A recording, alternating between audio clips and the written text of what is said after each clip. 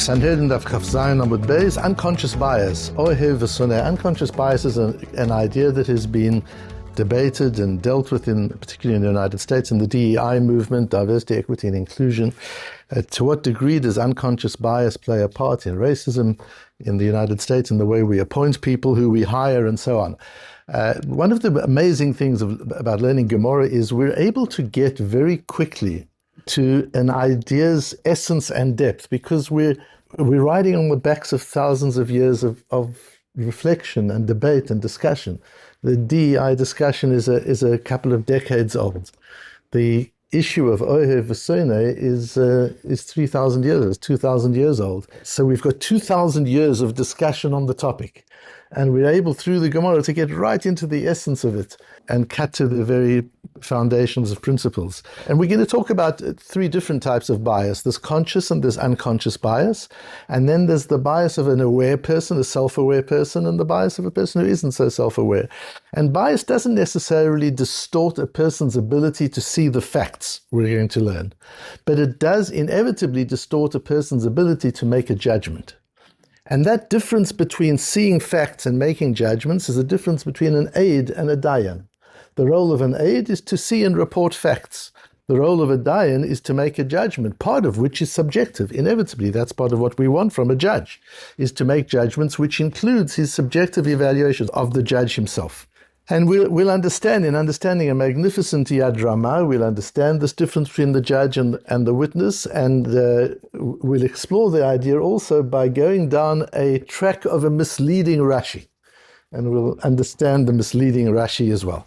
So our Mishnah talks about an Ohev ושונא, a lover and a hater of an individual is not allowed to give evidence for or against them. You can't have a witness who is emotionally entangled, whether positively or negatively, with the person about whom he's giving evidence. And the Mishnah discusses, how do you define somebody who hates somebody who loves? This is the view of Rabbi Yehuda. Amru lo, the Chachomim say to Rabbi Yehuda, lo nechshedu Yisrael al kach. Jewish people are not suspected of distorting facts because of an emotional entanglement. And therefore, whether you're a lover or you're a hater, it doesn't make a difference. If you're merely reporting facts, we can accept that evidence. That's the view of the Chachomim against Rabbi Yehuda, who says, no, even if you're reporting facts, the bias will blind you to some of the facts. So that whole psychological discussion is a machlokes Rabbi Yehuda and Chachomim. Rashi says, Lo nechshedu Yisrael al kach laha'id sheker mishum eiva ve'ahava. A Jew is not suspected of giving false evidence because of love or hate.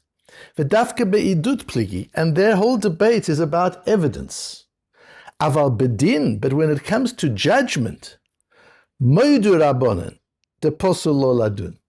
The rabbonen agree that we will not allow somebody who is emotionally entangled to judge a case.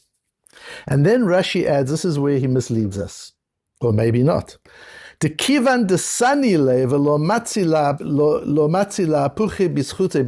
he despises this individual, he will not be able to find within him the necessary discipline to find something in favor of the person. Because that's what a dayan has to do. You get the facts. The facts might look pretty bleak, but the dayan has to look and see, maybe there's a tzad, maybe there's an angle, maybe there's a facet that can find in favor of this person.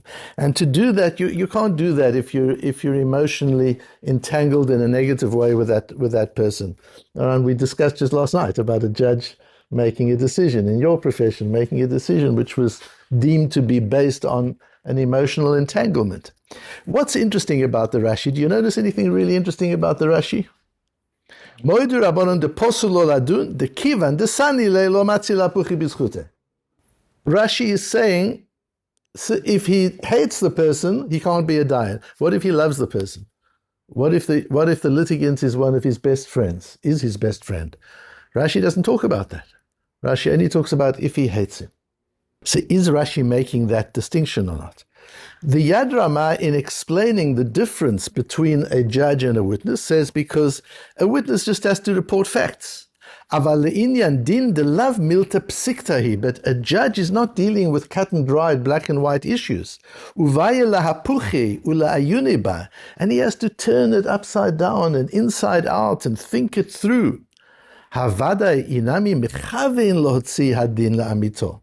Even if his intention is a sincere judge, a good judge, a nice person, a great person, nevertheless, even if he's trying his best to be honest, al korche, it is inevitable, says the Rama. Lo matzi chazi eschuta leman desani velo chovata leman derachim. You're not going to find fault with somebody you love, and you're not going to find favor with somebody you despise. You're not going to be able to go to the full lengths of intellectual discipline needed if you have an emotional entanglement, whether positive or negative. So we seem to have a machlokes Rashi and Rama. The Rama, on the one hand, what we understand, the Rama is explaining, there are two things that emerge from the Rama. The one thing that emerges is the difference between judge and witness, the difference between facts and judgment. That's important. The next thing is the Rama says, and therefore, if one has an emotional entanglement, whether positive or negative, you can't be a judge. You may be a witness, but you can't be a judge, according to the Chachamim. Whereas Rashi seems to be saying, you can't be a judge if you despise the individual. But if he's your best friend, you can be a judge. And the Aruch LaNer actually says that. Midivrei Rashi mashma de dafka sonei pasul ladun rabbanon velo ohev. We are talking specifically about somebody who despises the individual. He cannot be a judge because his hatred will corrupt his judgment. But an ohev, if he loves a person, if he's emotionally favorable to an individual, he can judge because it's not going to distort his judgment. That seems to be what Rashi is saying, even though the Rambam and Tosfos clearly say something different. Says the Aruch LaNer. So he's learning Rashi and having some difficulty with Rashi. And when it comes to the question of, so why would you make this distinction? Surely if somebody's biased, what does it matter if you're biased for or you're biased against? The Avodas HaGirshuni offers an explanation in Rashi. The Avodas HaGirshuni is a Talmud of the Bach, so he's very important.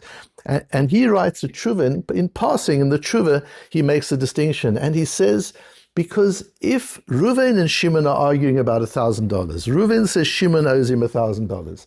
I hate Shimon, and I'm the judge. So I'm going to find in favor of Reuven. Who am I damaging? Only one person, Shimon. So that's something I might do, says the Avodas Gishuni. But if I love Reuven, and because I love Reuven, I want to find in his favor, who am I damaging? I'm not only helping Reuven, I'm damaging Shimon, with whom I have no issue. Says the Avodas HaGishuni, we don't suspect a Jew will do that. To find in favor of somebody when you're not causing damage to another, or to find against somebody when you're not causing damage to anybody else, that may be. But to find in favor of somebody when you're causing damage against an innocent person, that a Jew won't do. So the Avodas HaGishuni, in order to explain Rashi, he afterwards rejects this and says, but it's against all the Rishonim. It's unlikely that Rashi would be saying that either. But in explaining the difference, he's clearly dealing with conscious bias. Because he's saying, if your bias is negative, you hate somebody, maybe you'll find against him. But if your bias is positive, you wouldn't find for him, because that would be causing damage to an innocent person. That a Jew won't do. So clearly the Avodas HaGishuni would have to understand Rashi as talking about conscious bias. How far will a person distort his judgment consciously to go with his bias? And according to the Rama, what is the Rama holding? The Rama says it's inevitable that you're going to. Inevitable means it's unconscious. So according to the Avodas HaGishuni, the only way we can explain the wording of Rashi, the way the Aruch LaNer understands Rashi, is by saying Rashi is talking about conscious bias and the Rama is talking about unconscious bias. The Rama says unconscious bias doesn't matter if it's positive or negative, it's going to corrupt your judgment. The Rashi would be saying, no, we're talking about, this sugya is talking about conscious bias. Conscious bias, it will corrupt your judgment when you're hurting the person you hate, but not when you're hurting an innocent person. That you won't do. That's how we would have to understand that.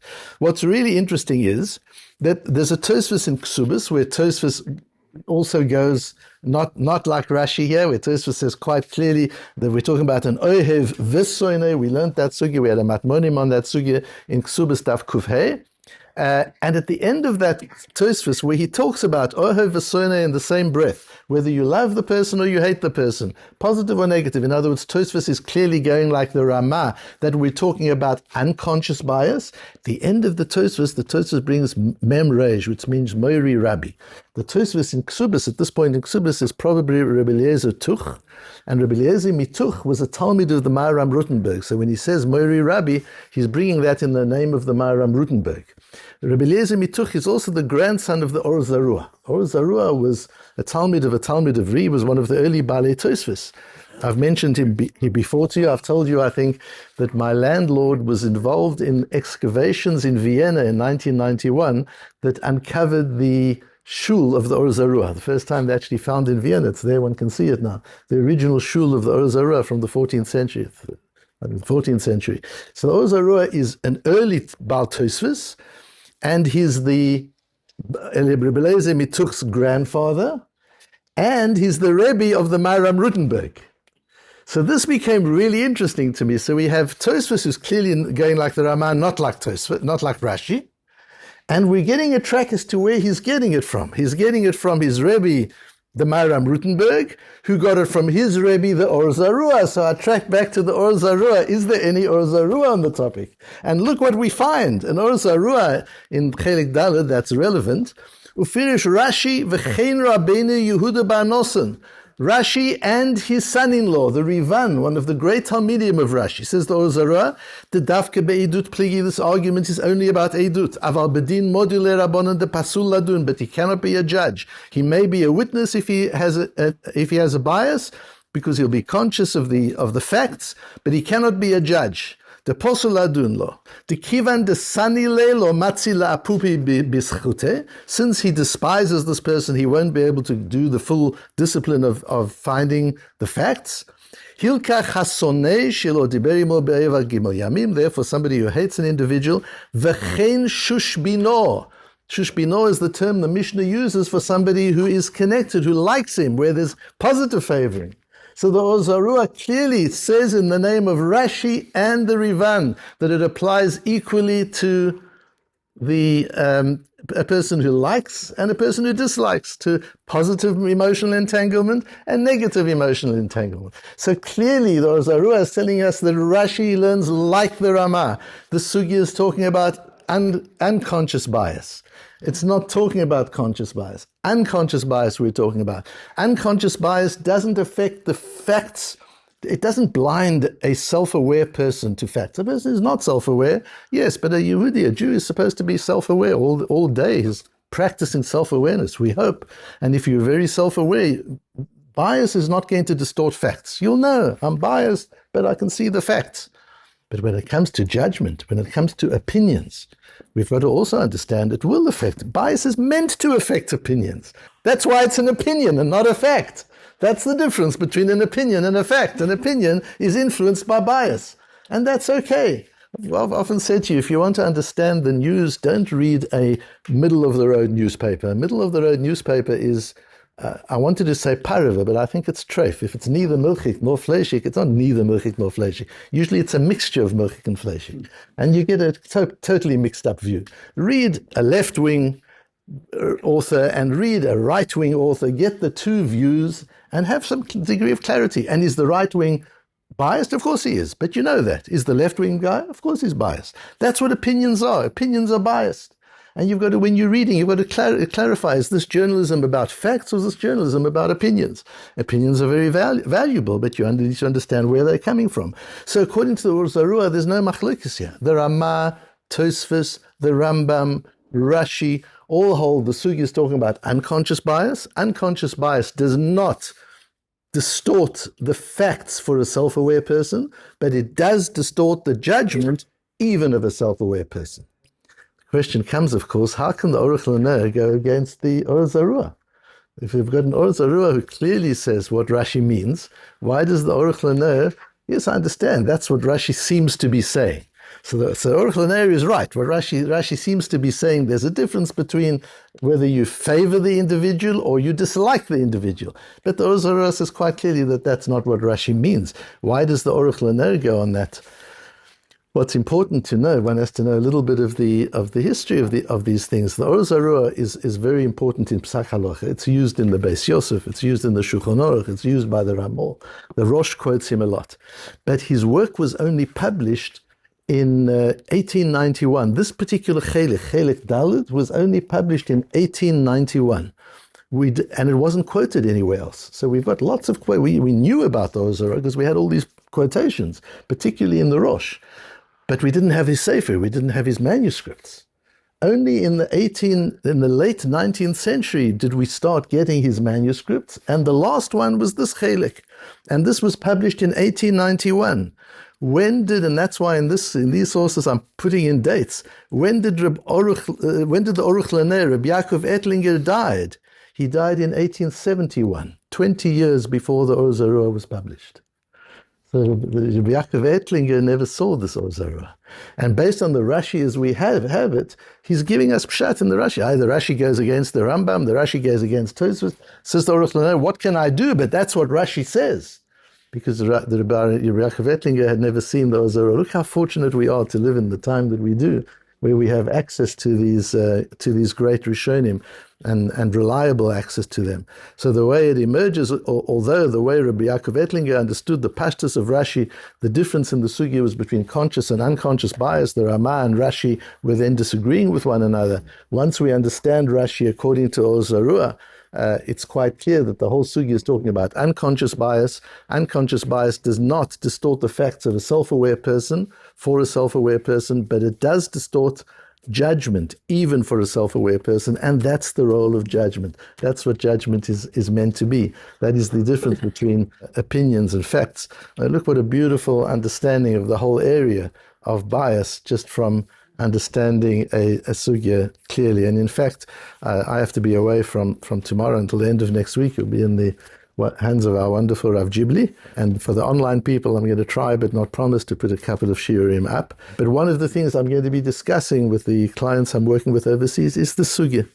Exactly the sugya. How we look at the issue of conscious and unconscious bias, how we manage it, the difference between facts and opinions, the role of bias in opinions, the need to be able to clarify opinions from facts are the very ideas that I'll be teaching these clients as we work through things over the next week or two.